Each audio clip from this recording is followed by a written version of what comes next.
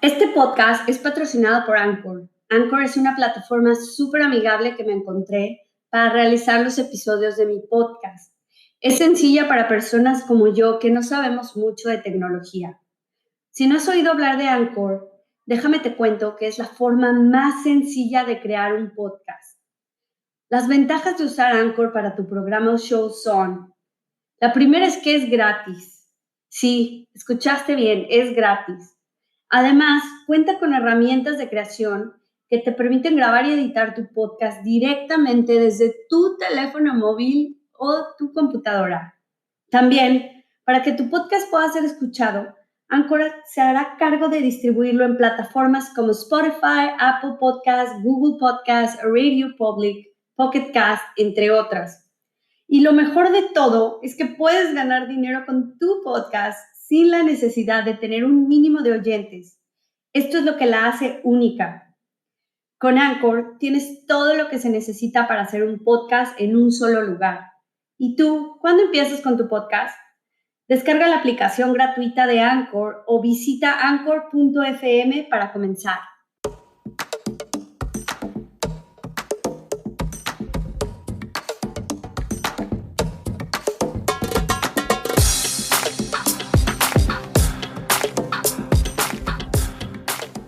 Hola, bienvenidos a Jules FM, el podcast, un espacio de conversaciones para generar conciencia y escuchar temas de la actualidad. Latinan. En este episodio vamos a hablar de una organización de derechos humanos fundada por una inmigrante en Estados Unidos.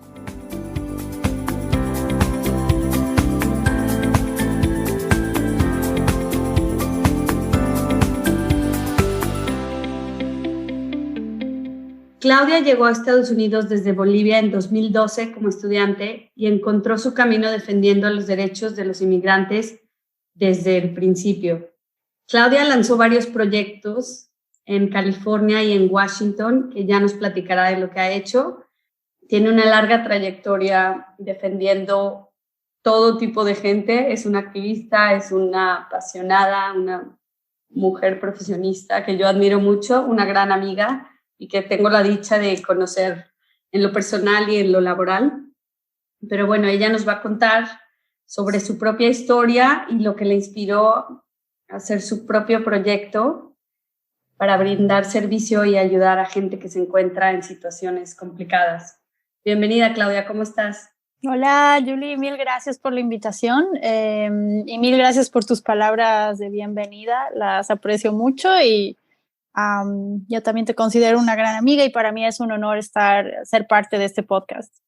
Gracias, gracias. A ver, cuéntanos, estudiaste en Washington, tu maestría en Derecho en American University, ¿no? Sí, así es. Bueno, para contarles un poco sobre quién soy, yo era una abogada penalista en Bolivia, litigante, y bueno, me dediqué a ese trabajo por más o menos 8 años, pero siempre tuve el deseo de trabajar como en temas de derechos humanos y cuando estaba allí, abrí en Bolivia, en mi país, abrí una organización que ayudaba a víctimas de tráfico humano y fue una de mis primeras experiencias trabajando en este tema y era yo contra el mundo, sola con mi organización y fue una gran experiencia porque pudimos rescatar a varias personas, sobre todo mujeres jóvenes que eran víctimas de tráfico y trata de personas en Bolivia. Y bueno, con esa idea y ayudar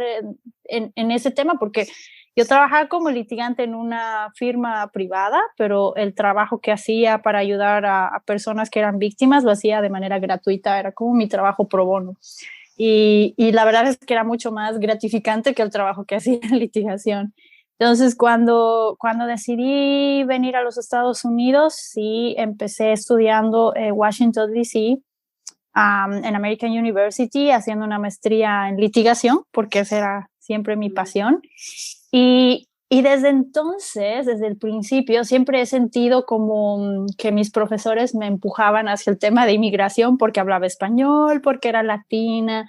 Y yo siempre he sido penalista y era mi sueño siempre ser penalista, pero de alguna u otra forma he ido adentrándome al tema de inmigración y ha sido una de las cosas más apasionantes que he encontrado porque yo era inmigrante, o soy inmigrante en los Estados Unidos. Entonces, claro, ser parte del sistema, es decir, ser una víctima del sistema y trabajar en tu propio mundo es algo que me ha enseñado muchísimo. Y como inmigrante he podido ver cuáles son las rupturas del sistema y cuán difícil es venir a los Estados Unidos y querer hacer algo cuando tienes esta limitación que es tu estatus migratorio, ¿no? Y eso es como lo que me ha motivado desde el principio a hacer algo al respecto.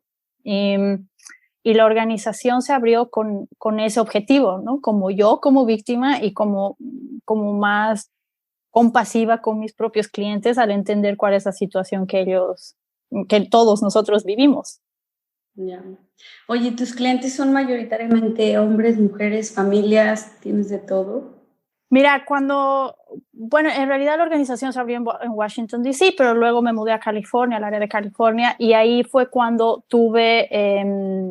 abrí formalmente la organización, y me llamó mucho la atención porque encontré, en un principio sí veía muchos casos de víctimas de violencia doméstica, sobre todo, que eran mujeres, pero poco a poco me llamó la atención el tema de que habían varios hombres que eran víctimas de violencia doméstica.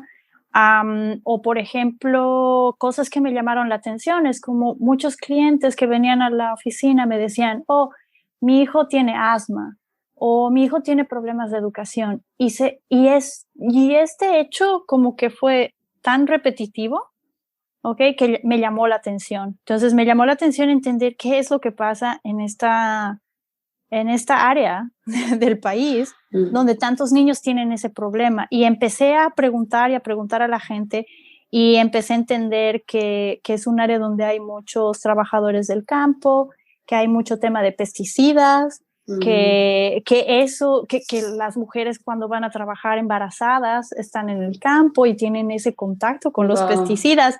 Y me llamó muchísimo la atención porque tú cuando preguntas en esa área, muchos niños tienen asma, problemas de educación, y no es simplemente porque no se han cuidado cuando estaban embarazadas, sino es un problema ambiental. Y tuve la oportunidad de trabajar con un grupo estaban realizando un proyecto con la Universidad de Yale, donde estaban poniendo como sensores de contaminación ambiental en diferentes áreas en todo el país. Y cuando lo hicieron en el área de Salinas, que es el área donde estaba trabajando, en California, se pudo identificar el altísimo nivel que había de contaminación ambiental. Y eso es lo que ha afectado y es lo que viene afectando no solo físicamente a los niños recién nacidos, sino además en el tema de educación, que es lo más grave. Qué fuerte. O sea, además de migrar a un país donde no es su lengua, tienen problemas de salud, de educación, toda una cadena, ¿no? Desencadenada. Sí, y además esto es, obviamente eso desencadena muchísimos problemas más, porque la ley de inmigración, ¿por qué es tan interesante? Es porque es bien dinámica, va cambiando todo el tiempo. Y es muy interesante para mí porque nosotros cuando trabajamos y ayudamos a gente, buscamos como los huecos legales y tratamos de armar nuestras estrategias no como aprovechándonos del sistema, pero como aprovechándonos de que es un sistema nuevo y de los derechos que tienen nuestros clientes como tal.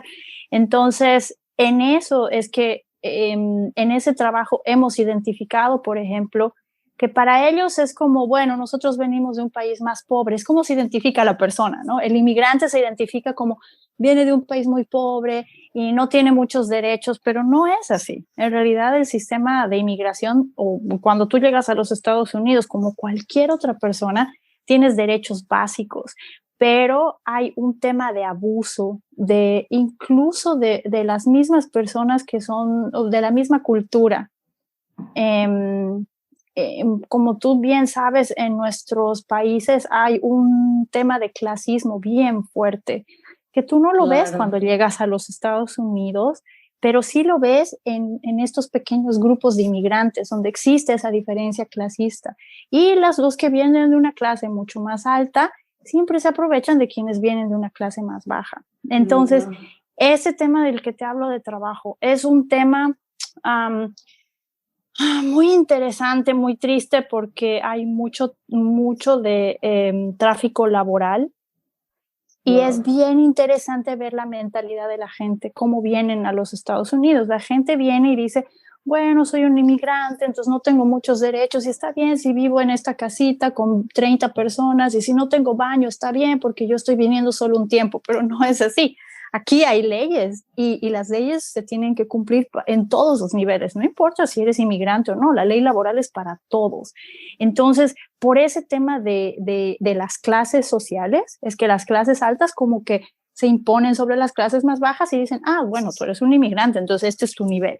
Y eso es algo que yo creo que hay que cambiar y con mi organización trato siempre de empoderar a nuestros clientes, sobre todo con el tema de educación. Creo que es lo más importante. El solo hecho de decirle a un cliente, espera un rato, esto que te está pasando no es justo, ni aquí ni en ningún lugar. Y aquí no es como en nuestros países. Aquí tú puedes hablar, aunque no tengas ningún estatus legal, aunque hayas venido cruzándote la frontera, aunque seas la persona más ilegal que existe, tú tienes un derecho.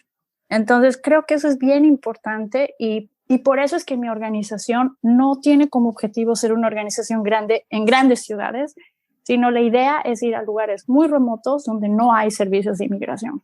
Entonces, por eso es que mi oficina está en un lugar, mi oficina principal está en una ciudad que es muy pequeña, donde hay muchos trabajadores del campo, y mi objetivo principal es abrir más oficinas en ciudades así pequeñitas donde no haya mucha gente, porque otro de los problemas más grandes es que la gente tiene que viajar desde estos pueblitos chiquitos a las ciudades grandes para conseguir servicios de inmigración. Entonces, tienen que gastar en transporte, perder un día de trabajo y además pagar a un abogado para poder saber qué puede pasar en sus casos. Entonces, nuestros servicios en la organización son de consulta, la consulta es gratuita y está dentro de como del círculo cercano de su ciudad. Entonces, ese es como el objetivo principal de la organización. Yeah. Oye, ¿qué derechos tienen, por ejemplo, aunque estén fuera de un estatus migratorio? Por ejemplo, yo escuché que aunque fueran campesinos, indocumentados o no tuvieran, te digo lo mismo, el estatus legal, podían, por ejemplo, más bien tenían derecho a una pausa, agua, a la sombra, o sea que nosotros no lo planteamos porque no vivimos en el campo, pero es básico, Exacto. ¿no? Exacto. Mira, el tema de como de servicios básicos, derechos básicos laborales, son obligatorios para todos. Y es lo que te digo, que no hay diferencia si tú estás documentado o indocumentado en este país. Todas las empresas tienen la obligación de darte como los servicios básicos. Y esto ha sido producto de una lucha que ha habido por muchos años. Los inmigrantes trabajadores del campo han sido discriminados no solo ahora, sino desde hace varios años. Y esta lucha ha hecho que poco a poco se vayan respetando sus derechos. Nosotros tenemos mucho contacto con el Departamento de Trabajo de los Estados Unidos, con quienes siempre tenemos como charlas y conversaciones. Y uno de los problemas más grandes para nosotros, organizaciones de derechos humanos y el Departamento de Trabajo, es que la gente tiene mucho miedo de denunciar. Ellos tienen opciones, tienen organizaciones como la mía, hay varias organizaciones que trabajan en este tema y está inclusive el Departamento de Trabajo, que es una institución del Estado que te protege aunque seas indocumentado, pero la gente tiene mucho miedo porque la gente piensa y dice, bueno, pero si yo denuncio, luego voy a perder mi trabajo y ya no voy a poder venir al próximo año. Y algunos, por ejemplo, piensan que están construyendo sus casitas y luego dicen, esto me va a afectar. Entonces, es bien interesante que para nosotros conseguir, como encontrar víctimas, es uno de los retos más grandes. Y por eso es que el tema de educación es tan básico y tan importante.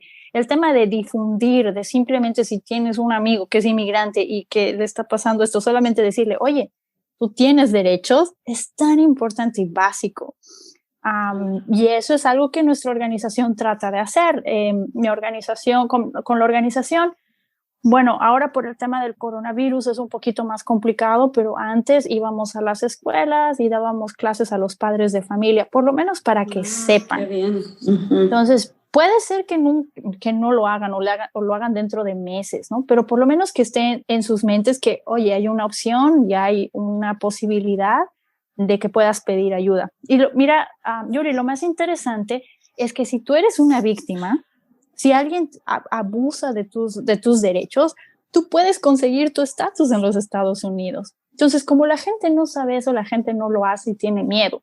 Es lo mismo que pasaba, por ejemplo, con casos de víctimas de crímenes en los Estados Unidos. Entonces, ¿qué es lo que pasaba antes de que exista una ley de protección? Cuando un inmigrante indocumentado era víctima de un crimen, no llamaba a la policía porque pensaba, si llamo a la policía me van a deportar. Claro. Entonces mejor me quedo callado. Y entonces habían como muchas zonas de altísimo riesgo y violencia que el Estado, la policía, no conocía porque nunca nadie denunciaba en esas áreas. Entonces, por eso mismo es que se creó una ley que protege a los inmigrantes que son víctimas de crímenes y les da la opción de tener papeles en los Estados Unidos si denuncian.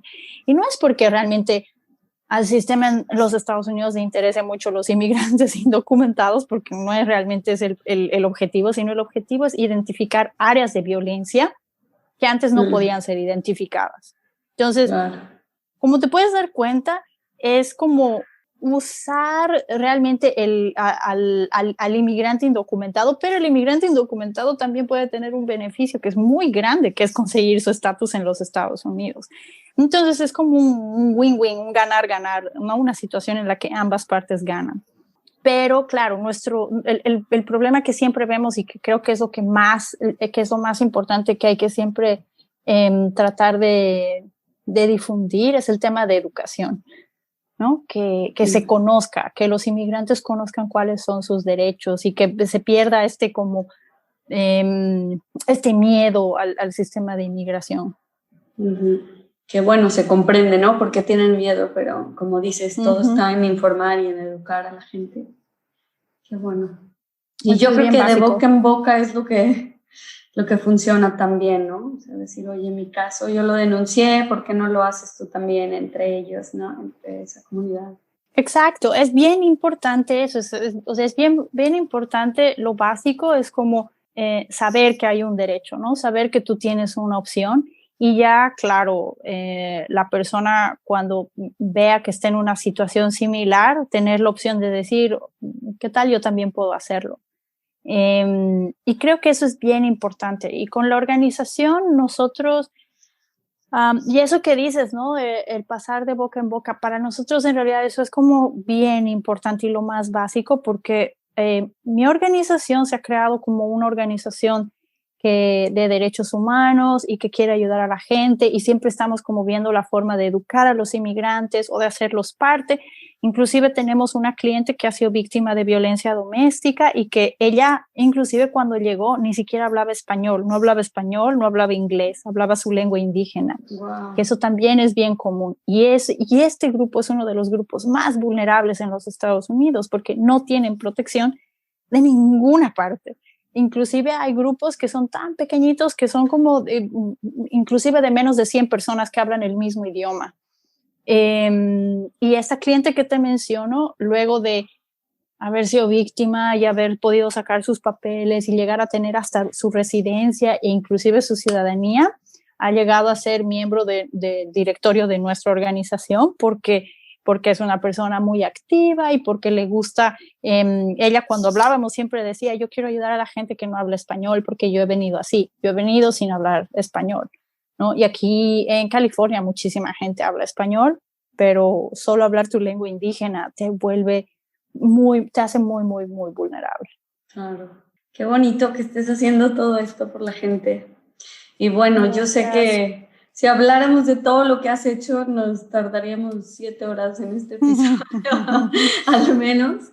Pero te agradezco por haber venido hoy a ser parte de este podcast. Recordemos que la reducción de las desigualdades, trabajo decente y crecimiento económico son objetivos de desarrollo sostenible Recuerda, el bienestar del planeta es tu bienestar. Para más historias, suscríbete al podcast y sígueme en Instagram como JulesFM, el podcast.